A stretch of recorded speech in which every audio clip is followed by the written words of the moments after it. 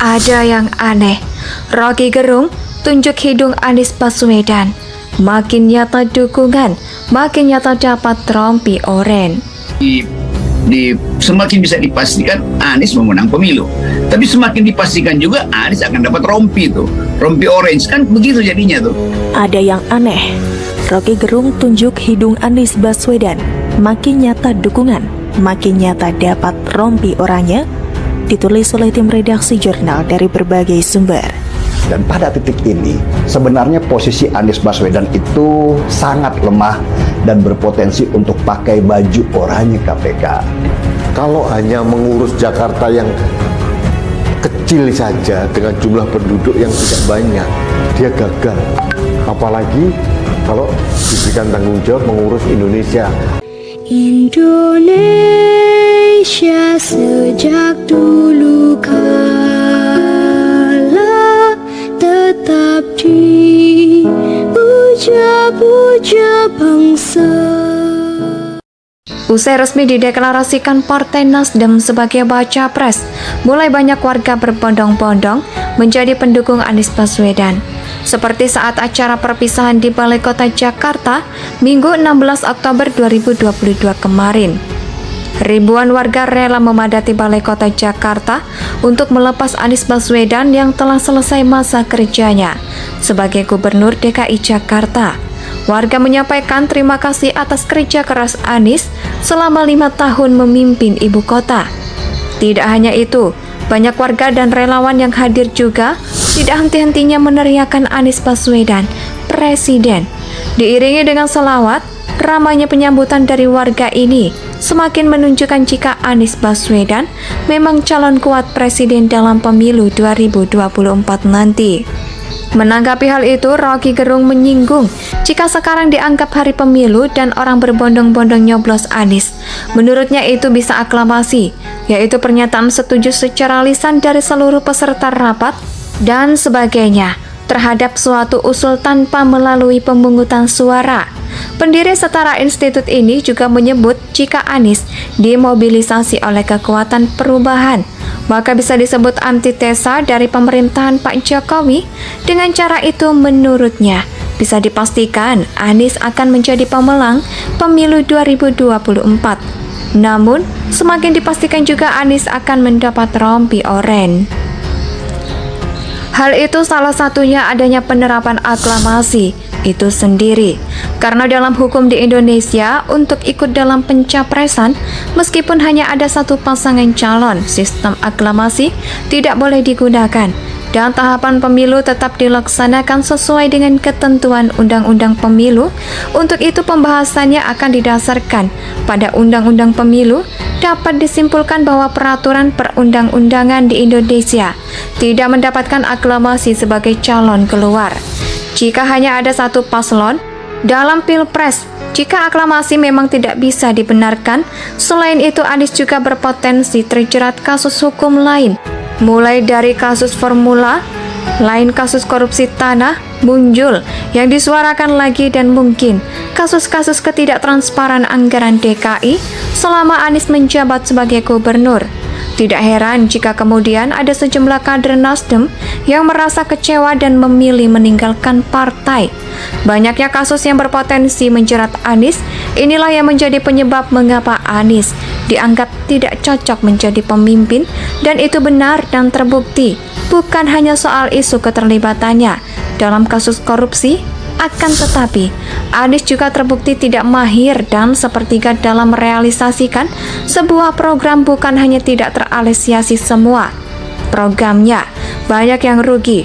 Maka dari itu KPK harus bergerak cepat untuk mengusut ini semua. Kalau melihat Anies yang suka bersilat lidah dan sangat mengagungkan kekuatan kata-kata, dia bahkan tidak cocok jadi lurah sekalipun. Lebih cocok kalau dia menjadi motivator atau orator. Itu pun cuma modal koar-koar doang. Tapi action nihil. Jadi Anies memang tidak pantas menjadi pemimpin di negeri ini. Orang seperti Anies biasanya membuat orang yang terjebak oleh narasi kata-kata semakin bingung. Pertama, dia melontarkan janji-janji sarung lobster bakar yang membuat orang ngiler dan tidak tahan ketika janji tersebut tidak dapat terlaksana, dia akan menggunakan untayan kata-kata sewangi teh melati untuk ngeles. Kemudian dia akan menggunakan sabun untuk cuci tangan dan kemudian tiarap. Hanya orang bego yang mau tertipu berlapis-lapis seperti ini. Maka fakta-fakta itulah yang mungkin akan menjadikan Anies memakai rompi oranye. Dan alasan juga kuat kenapa Anies berpotensi menjadi capres tidak laku 2024 mendatang. Harusnya pendukung Anies buka mata dan telinga. Bagaimana kalau menurut Anda? Usai resmi dideklarasikan Partai Nasdem sebagai baca pres, mulai banyak warga berbondong-bondong menjadi pendukung Anies Baswedan. Seperti saat acara perpisahan di Balai Kota Jakarta, Minggu 16 Oktober 2022 kemarin. Ribuan warga rela memadati Balai Kota Jakarta untuk melepas Anies Baswedan yang telah selesai masa kerjanya sebagai Gubernur DKI Jakarta. Warga menyampaikan terima kasih atas kerja keras Anies selama 5 tahun memimpin ibu kota. Tidak hanya itu, banyak warga dan relawan yang hadir juga tidak henti-hentinya meneriakan Anies Baswedan, Presiden. Diiringi dengan selawat, ramainya penyambutan dari warga ini semakin menunjukkan jika Anies Baswedan memang calon kuat presiden dalam pemilu 2024 nanti. Menanggapi hal itu, Rocky Gerung menyinggung jika sekarang dianggap hari pemilu dan orang berbondong-bondong nyoblos Anies. Menurutnya itu bisa aklamasi, yaitu pernyataan setuju secara lisan dari seluruh peserta rapat dan sebagainya terhadap suatu usul tanpa melalui pemungutan suara. Pendiri Setara Institut ini juga menyebut jika Anies dimobilisasi oleh kekuatan perubahan, maka bisa disebut antitesa dari pemerintahan Pak Jokowi. Dengan cara itu menurutnya bisa dipastikan Anies akan menjadi pemenang pemilu 2024. Namun, semakin dipastikan juga Anies akan mendapat rompi oranye. Hal itu salah satunya adanya penerapan aklamasi itu sendiri. Karena dalam hukum di Indonesia, untuk ikut dalam pencapresan, meskipun hanya ada satu pasangan calon, sistem aklamasi tidak boleh digunakan. Dan tahapan pemilu tetap dilaksanakan sesuai dengan ketentuan Undang-Undang Pemilu. Untuk itu pembahasannya akan didasarkan pada Undang-Undang Pemilu.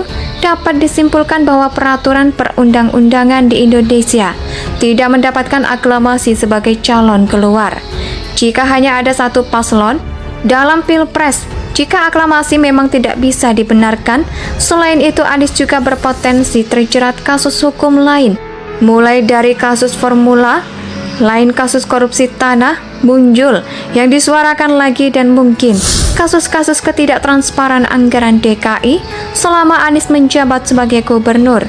Tidak heran jika kemudian ada sejumlah kader Nasdem yang merasa kecewa dan memilih meninggalkan partai. Banyaknya kasus yang berpotensi menjerat Anies, inilah yang menjadi penyebab mengapa Anies dianggap tidak cocok menjadi pemimpin, dan itu benar dan terbukti. Bukan hanya soal isu keterlibatannya dalam kasus korupsi, akan tetapi Anies juga terbukti tidak mahir dan sepertiga dalam merealisasikan sebuah program. Bukan hanya tidak terrealisasi semua programnya, banyak yang rugi. Maka dari itu KPK harus bergerak cepat untuk mengusut ini semua. Kalau melihat Anies yang suka bersilat lidah dan sangat mengagungkan kekuatan kata-kata, dia bahkan tidak cocok jadi lurah sekalipun. Lebih cocok kalau dia menjadi motivator atau orator. Itu pun cuma modal koar-koar doang. Tapi action nihil. Jadi Anies memang tidak pantas menjadi pemimpin di negeri ini. Orang seperti Anies biasanya membuat orang yang terjebak oleh narasi kata-kata semakin bingung. Pertama, dia melontarkan janji-janji sarung lobster bakar yang membuat orang ngiler. Dan tidak tahan ketika janji tersebut tidak dapat terlaksana, dia akan menggunakan untayan kata-kata sewangi teh melati untuk ngeles. Kemudian dia akan menggunakan sabun untuk cuci tangan dan kemudian tiarap. Hanya orang bego yang mau tertipu berlapis-lapis seperti ini. Maka fakta-fakta itulah yang mungkin akan menjadikan Anies memakai rompi oranye. Dan alasan juga kuat kenapa Anies berpotensi menjadi capres tidak laku 2024 mendatang. Harusnya pendukung Anies buka mata dan telinga. Bagaimana kalau menurut Anda? Indonesia tanah air